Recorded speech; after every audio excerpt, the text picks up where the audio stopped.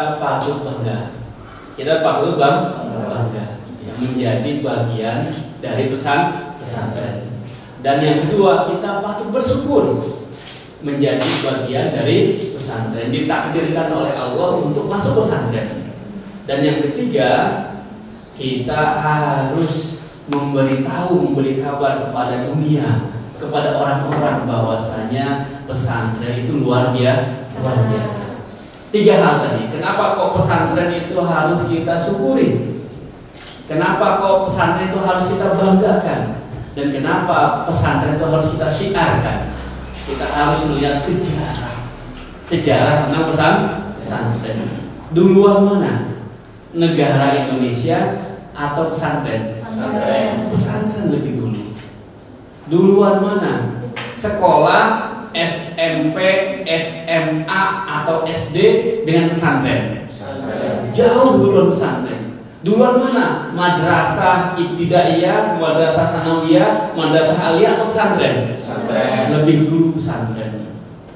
Usia pesantren itu seusia dengan Majapahit.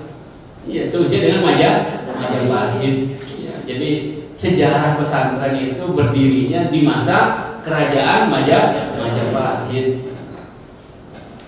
Majapahit itu tahun berapa? Abad ke-15, tahun 1400-an.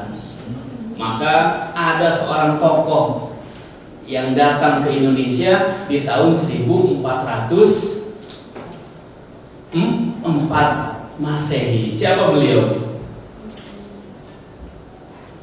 Maulana Malik Ibrahim, atau dikenal dengan Sunan Gresik.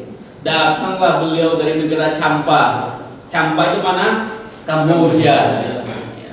Dulu menjadi bagian dari wilayah Cina. Datang ke Indonesia, kemudian beliau menetap di Gresik. Makanya dikenal dengan Sunan Gresik. Awalnya apa yang beliau lakukan ketika sampai di Indonesia? Jualan, berdagang, buka warung. Sunan Gresik buka warung. Kemudian banyak orang-orang yang bertanya, dari mana Sunan Gresik ini?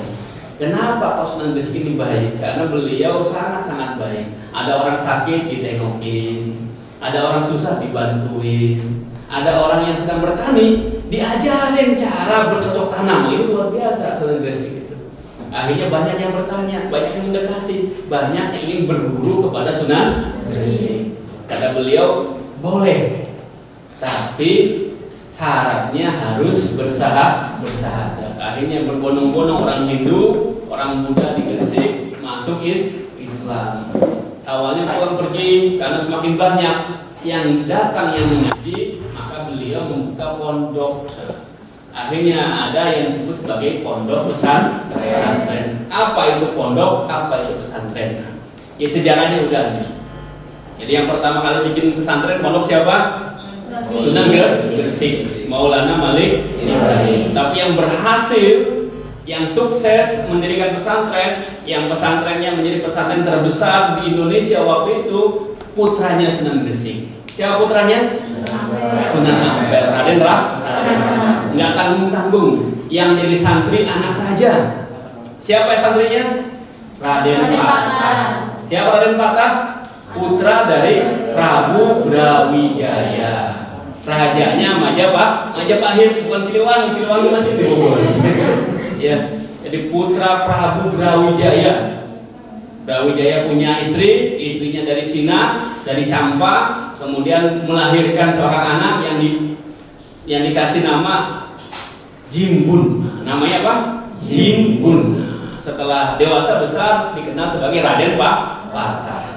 Akhirnya beliau menjadi Raja Demak. Kemudian ada juga seorang perempuan yang kaya raya, janda, yang punya kapal banyak di Gresik. Kemudian anak angkatnya ditaruh juga di pesantren, dimasukkan ke pesantren. Siapa? Sunan Giri. Ibunya siapa? Ibu angkatnya namanya? Nyai Semboja. Janda kaya. Dapat anak, nemu di mana anaknya? Di laut. Makanya Sunan Giri ketika kecil namanya siapa? Joko Samudro. artinya apa? Laut. Tadi Joko Samudro, anak laki-laki yang diambil dari laut. Nah, akhirnya diganti namanya ketika dewasa menjadi Ainul Yakin.